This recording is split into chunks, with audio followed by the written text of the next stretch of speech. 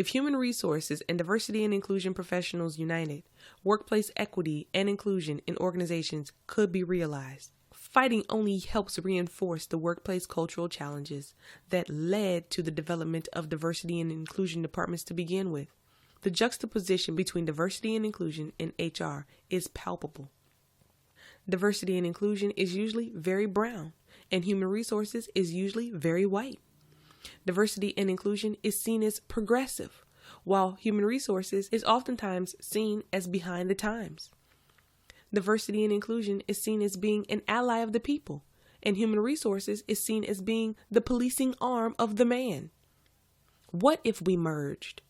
What if we expected human resources professionals to come with a diversity and inclusion background? What if we ensured there was an equity component to every function of human resources? In my perfect world, HR's Learning and Organizational Development Unit would have equity and inclusion responsibilities hardwired into all of their work. Human resources directors would hire people with diversity and inclusion expertise into roles on their team. Recruitment would have diversity metrics and goals woven into every aspect of the work. And we would hire people with proven success at hiring minorities into homogeneous work environments. In order for labor and employee relations professionals to be hired, they need to prove they are culturally competent and understand how supremacist ideology manifests in the workplace. Compensation and benefits professionals would be expected to be well versed in market rates and wage disparities, and would know how to respectfully push against managers to avoid perpetuating earning gaps.